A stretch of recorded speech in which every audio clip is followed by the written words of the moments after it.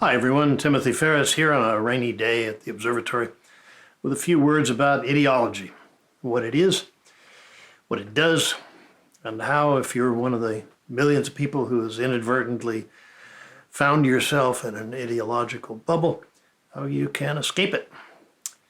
Let's start with definitions. Ideology is not just a fancy word for having a political opinion or a political philosophy. Ideologies are relatively new developments, date back only a couple hundred years. And probably the best definition I've been able to find in my own research is that an ideology is a set of opinions and partial analysis regarded by believers as incontestable fact. This definition arrives at the three main points about ideology. That first, an ideology is a bundle of opinions. Second, that the opinions are accompanied by partial analysis because a fuller analysis would invalidate the ideology. And finally, the element of belief. Ideologies are belief systems. And indeed, as religious belief has ebbed in some parts of the world, notably Western Europe, ideological belief has soared. One of the things that ideologies tend to preach is the dogma that facts are slippery things, or you can't be sure about facts. And that's really a position that's kind of untenable, but its purpose is to preserve the integrity of one or another of these belief systems. Facts aren't all that slippery. Let me illustrate what I mean. If you look at a sphere, the thing about a sphere is that it looks the same from all perspectives. You can go around it, it's always a sphere. You can move it around space and time, it's a sphere. Facts are like that. A fact is a proposition that is verifiably accurate from all perspectives. Einstein's theory of relativity, which isn't what he called it invariance theory, was written to show that certain facts, originally the Maxwell's equations for electromagnetic fields, are true from all perspectives, even at extreme velocities and high gravitational fields. That's the nature of a fact. Here's an object, I don't really know what it is, but I got it from my grandchildren's toy cabinet. And if I hold it just right, it looks like a sphere, but of course if you go around to a different perspective, it's not a sphere at all.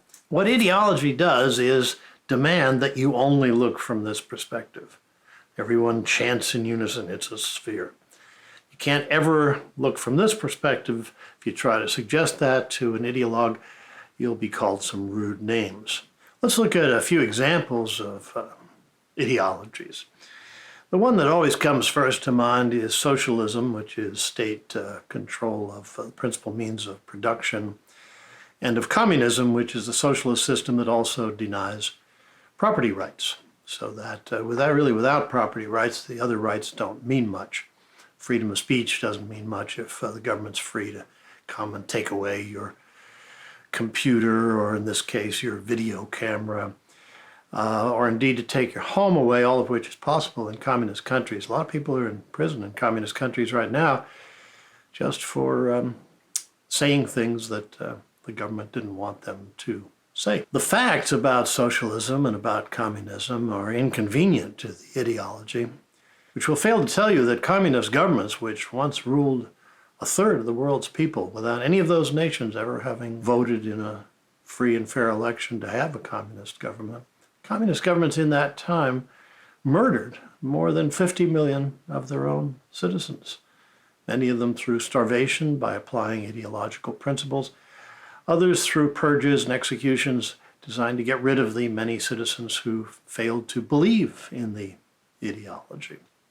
This is really the worst thing that's ever happened to anyone. It's more deaths than have been occasioned even by World War II or by pandemics.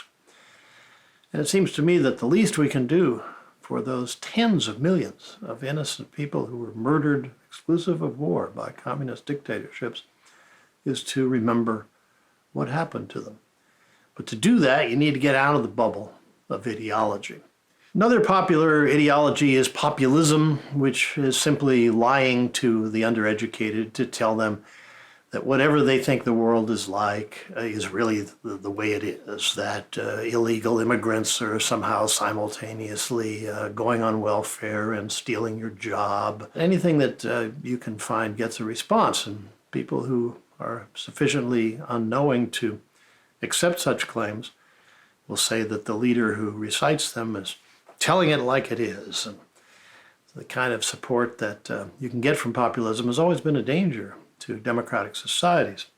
Authoritarianism is an old ideology. It basically consists of taking a traditional view of the family, the strong father figure, and applying it to the nation. Father knows best becomes the great leader knows best. There are also a bunch of academic ideologies. One of the most recent goes under the rubric of theory. And all I'll say about that is that the ideological version of a theory is pretty much the opposite of a scientific theory. Scientific theory involves a massive amount of facts to support a reasonable, logical version of what might be going on in nature. Even something as well established as Darwinian evolution is still technically, by scientific terms, a theory. Ideologies have a number of common tendencies, and two of them are that they discourage learning and they inhibit civility. They discourage learning because you're in an ideological bubble, and there have to be active mechanisms to keep you in that bubble, to keep you from noticing any facts that don't comport with the ideology. And they inhibit civility because those mechanisms lead one to believe that anyone who differs from the ideology in any regard at all must be some sort of a terrible person, and there's a long list of bad names that ideologues of all stripes learn to call their fellow citizens. Before the internet, if you were trapped in an ideological bubble, if you believed fervently, for instance, that President Eisenhower was an active agent of the communist conspiracy, a founding precept of the John Birch Society, there were limited things you could do to get together with other people who would share such a bizarre belief. You could have a publication that you mailed out and maybe hope that you could get a reporter to write a story in a newspaper. But if you held a meeting of people in your community who actually were prepared to believe such claims, it'd be a small meeting. The internet has changed all that. Now we're seeing a froth of bubbles around the world, different kinds of belief, people united all over the world in support of some of the strangest and weirdest sorts of ideological beliefs.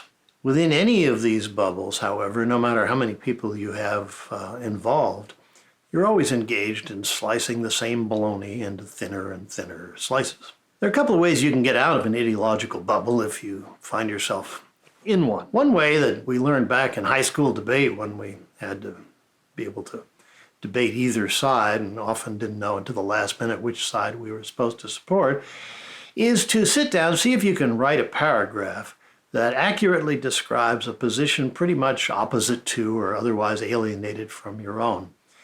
A paragraph that's based on facts and on reason. In other words, how a reasonable, decent person might take a view very different from those enshrined in your ideology.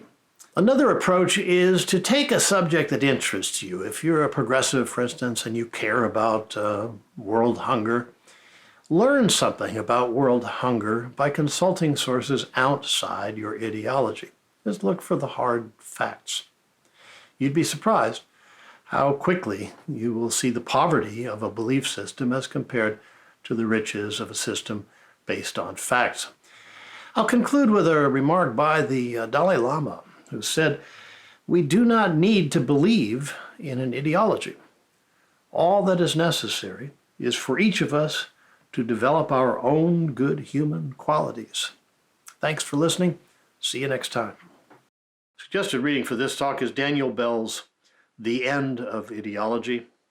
As Bell puts it, the tendency to convert concrete issues into ideological problems, to invest them with moral color and high emotional charge, is to invite conflicts which can only damage a society.